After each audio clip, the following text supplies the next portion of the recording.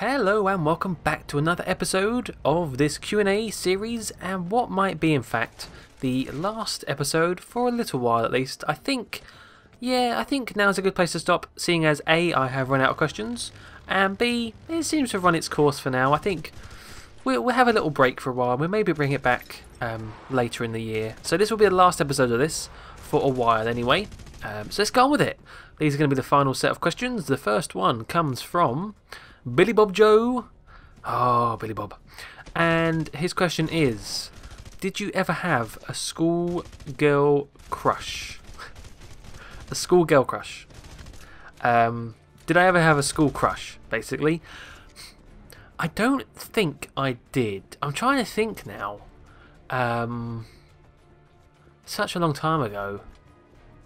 I mean, I'm sure I did. It would be kind of weird if I... Well, yeah, it'd be kind of weird if I didn't. I think everyone, when you're going through that stage of puberty, girls and boys alike probably have some weird emotions going on, and, probably starting to crush on someone.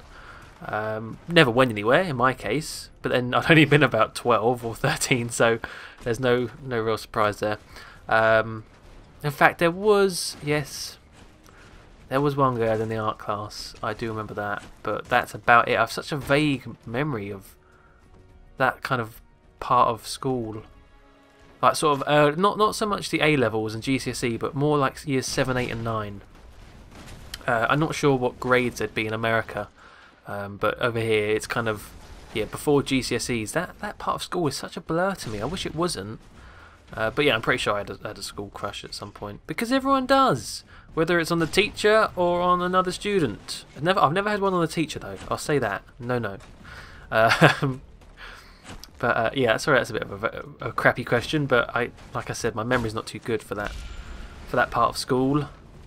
And but I think one girl in the art class. That's all I can remember. What more do you want? Start describing her, maybe. No. Okay, so next question. Next few questions are from Elliot Moth. And the questions are as follows. If you could, overnight, wake up with a new talent, what would you wish it could be and why? And in brackets it says, not a superhero power, just a new talent or ability. Okay, so super question? Superpower is out of the question, I was going to say. So nothing like being able to fly or mind read or go invisible, which you've had a question like that before. I think just a new talent. I'd really like to actually there's a few things. A, speak another language, maybe German.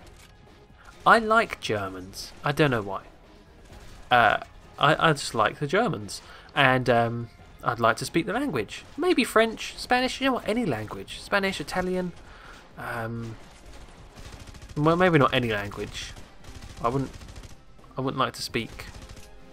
Well, I'd like to speak a language that I could go and visit and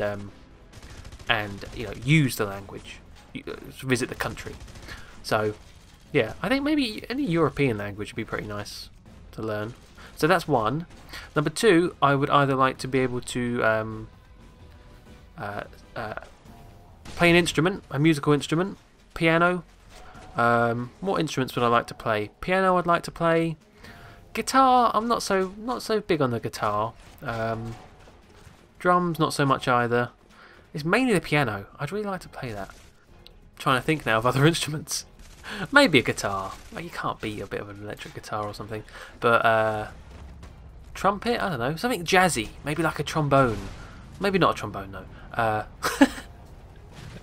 There's so many things to pick from. I'll stick with piano for the time being, because it's you could do so many things with piano. So yeah, that, or finally, I would like to be able to sing. No real particular reason why. It's just, if the time ever came where I needed to sing, I would like to sound decent and not like a cat's being strangled and scare people. I wouldn't go out and start auditioning for X Factor or anything. I think I just like to be able to have a nice voice to sing. For those karaoke nights or whatever. Well, yeah, I'd say out of those three things, they're all in the realm of feasibility. I could learn to sing. They're all things you can learn. So, yeah. Out of all three, I'd probably pick the language, though. I'd really like to speak another language. Because I feel so dumb. As an English person, it's like, yeah, that's right. Everyone else is going to speak my language. I'm not going to bother learning yours. Screw that. So I'll go over to a different country and start waving my arms and trying to get them to... No, I wouldn't do that. I wouldn't be an ignorant tourist, but I would like to be able to be bilingual, for sure. I'm very jealous of people who can. Whether they started at a young age or they can just pick up on new languages easily. It always impresses me how you can just switch from one language to another very quickly, and then you start going into questions like what language do they think in, what language do they dream in, and how they translate in their mind. I just think that's really fascinating stuff. Anyway, thank you for that. Oh, there's more. Of course, there's more from Elliot. The next one from Elliot is: Have you ever read any books by... Okay, these are some philosophers, I know that. And I may have had to look up how to pronounce one of their names, because I was about to say Camus, but that's not right, because he's a Frenchman, so it's Camus, Albert. Camus, or Nietzsche. If so, what do you think of their philosophies? Nihilism being quite a big feature. I can't say I have. I am not a big philosophy buff, and I'll tell you why. Because I am interested in that sort of stuff. When I'm on a Skype call with some friends and it gets late and we're all sort of half asleep, we start talking about random silly things to do with philosophy and try and get a bit philosophical. I don't know why Skype has that effect, but we do start talking about very serious stuff far too late, and we're probably not making much sense. And a few of my friends have studied philosophy and currently are still studying philosophy. Different paths, there's so many different parts of philosophy. One friend's doing cognitive, I think, which something to do with children with learning disabilities or something. Anyway, that's beside the point. So I am interested, but the stories of what they had to do, what my friends had to do in philosophy lessons, really put me off. It seems like in my school anyway, and I think others in England, philosophy is purely based around memory. You learn about 13, or maybe it's more than that, 13 odd studies by famous philosophers. You have to learn them down to every single part of the experiment and just regurgitate that in essay form. And that's really... I mean, I understand why you do that. You have to know about the background to famous, like what paved the way for philosophy, modern philosophy. I understand that, but it seems like such a boring way of learning it. They did get to do their own sort of experiment and hypothesis at some point, but it put me off, that sort of... And it actually put a few of my friends off. They said like that was really dull and it's not what they thought it would be. Some of them have gone on to do it at university and enjoyed it much more, which is good. But I've never been a massive fan of academically studying it. I have, however, been interested in what they say, if they're talking about what they're learning at the time. I'm always interested in what it's about. So no, I've never read any of the books by those philosophers, Camus, Nietzsche, and neither have I really know much about nihilism. I'm not even sure what that is, to be honest. I mean, I've heard it. Is that where people believe there's like nothing, something about nothing, empty? I'll probably have to Google this afterwards. I probably should do that actually, but we won't do that just yet. Not on camera. But a very interesting question. No, I'm not a big philosopher. That is until I have a few drinks, and then I'm the best philosopher there is. No, not really. Okay, and the last question from Elliot is: have you ever been to Ireland or anywhere else outside of the UK? I've never been to Ireland. I'd like to go to Giant's Causeway. That looks like a cool place. Maybe it's a bit too touristy though. But I've been a few places outside the UK. Not very much though. I haven't really been on holiday to many places. We didn't really go on holiday when I was younger. So the only time I've been abroad is once for a field trip. Field trip, that's a bit American, isn't it? For a school trip to Ypres or Ypres. People always moaned about the way you pronounce it, but it doesn't really matter. In Belgium, which was all to do with World War Two. No, World War Two, World War One, World War Two. I think it was World War Two. And I've also been to Paris not too long ago for a little trip with some friends. But no, I've never really been abroad, and I'd love to go abroad at some point, or maybe I wouldn't. I actually talked about this in a Minecraft episode when I'd just come back from France, saying about I always feel so out of place in a different country that maybe I wouldn't like to go to other parts of the world. But of course, I would. It would be very sad to just live and die in the same part of this planet and never experience any other part of it. Wouldn't that be really sad? I'd love to go see the world. I'd get used to being in a different place. That's what really makes me worry about dying. Is that... Oh, this is going to get morbid. Is that there's this whole earth full of cultures and scenery and people.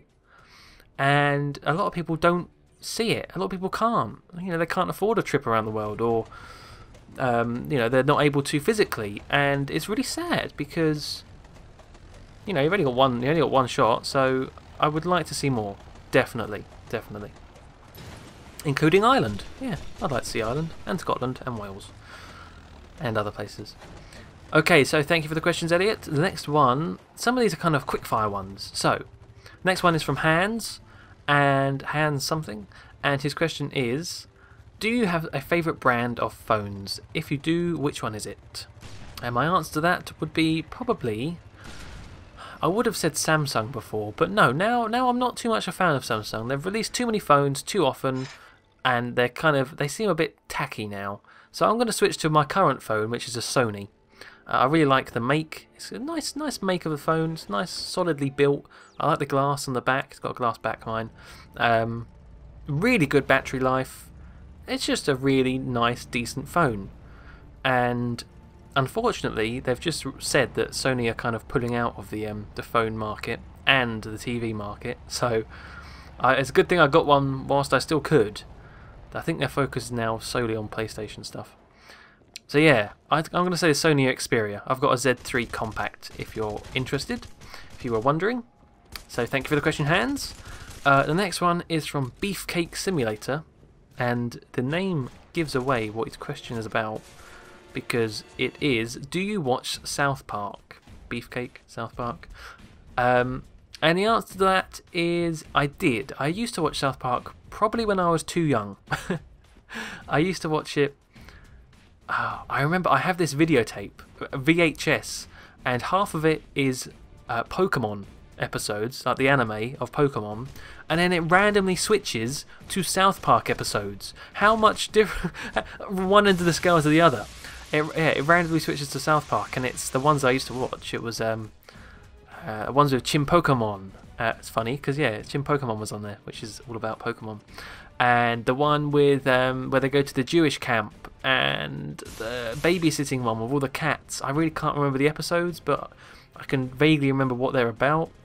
The one with the weird bear thing, and he has a man for a leg. I can't even remember anymore. So I did used to watch them a long time ago. I haven't kept up with the series, apart from the every now and then I watch one, like the World of Warcraft one, or the Simpsons one I watched, where they made fun of the fact that Simpsons have done everything, which is true. But no. And the good thing is that South Park is still funny, or so I hear. Unlike The Simpsons and Family Guy, it's still actually holding up its quality. So that's a testament to the makers, who I've now forgot their names. It's Trey Parker and Matt something. I forgot. Sorry, Matt. Okay, so the last few questions are from, well, Aussie88 has a question. Is this Aussie? Yes, it is. I'm not going to mix up your question this time. If you had to choose a country to live in for the rest of your life and could never leave it, what would it be? And you're not allowed to choose the UK or Ireland. So, I've got to be trapped in another country. I would say it's got to be a nice country where it's relatively peaceful, good economy, nice friendly people, maybe Canada. Bit cold though. New Zealand? You never hear anything bad about New Zealand. It just exists and it's nice. You hear about it about, you know, Lord of the Rings, and that's it. And The Hobbit. So, New Zealand would be a good shout. Australia maybe, a lot of deadly creatures though. Russia? No, no. Yeah, and I wouldn't like to be in Europe, I don't think. If you're going to go somewhere else, you might as well make it far away. Yeah. And it has to be somewhere where I can speak my own language. I'm sorry, I just said about only speaking English, so it'd have to be either Canada or New Zealand, I would say. Or maybe somewhere in America. Maybe like the northeast, where it's sort of still a bit British, I think. I may be getting that completely wrong, but that's the impression I get. I think that was from watching Stephen Fry's programme when he was in America. But because it's so far up north and east, it sort of retains some of the more Britishy sort of stuff over there. I'm thinking like Maine. Is that sort of up there? I'm just going to stop before I say something stupid. But maybe that's right. Maybe that's completely wrong. Anyway, yeah, good question. Okay, so the last 3 questions. Here we go. These are all quickfire. Ariosa asks, would you ever consider Let's Playing an old GTA like Liberty City Stories, GTA 3, etc.? Yes, I would. I would definitely consider Let's Playing GTA San Andreas, but that's probably the only one that I have a real connection to in terms of old GTA games. The next one is from the Professor, who asks, which company have you preferred for consoles? Microsoft, Sony or Nintendo? I'm going to say Sony, because I was originally a PlayStation man, then I switched over to Xbox for the 360, but only because all my friends had it, and now I'm back onto the PlayStation 4. I don't know, Sony just seems to be a lot more about the games now, whereas Microsoft is more of a entertainment system, and they both have their own positives and negatives, but I'll say Sony, just because the PS2 was... Oh, man. Yeah, if the PS2 overrides everything, so definitely Sony. And the last question is from Endercrafters, formerly known as Kira, and she asks, do you prefer Xbox, PlayStation or Wii? Well, there you go, PlayStation. And that is it for questions. And unlike previous episodes, I'm going to ask for you not to leave any more questions. Do not leave any questions, because this will be the last episode for a while. I'll bring this series back sometime in the future, but I do want to thank you all very much for your questions. I hope these episodes have just provided just a little video just to listen to, maybe in the background. I'll try and put some nice gameplay in the background, but and yeah, it's a nice excuse to put some random gameplay footage. So I've really enjoyed making them. I hope you've enjoyed listening to them, and yeah, they'll be back sometime in the future. And maybe, just maybe, you've learned a little bit about me for some reason. Why you'd want to do that, I don't know. Yeah, until they come back, whenever they will, thank you very much for watching, and goodbye.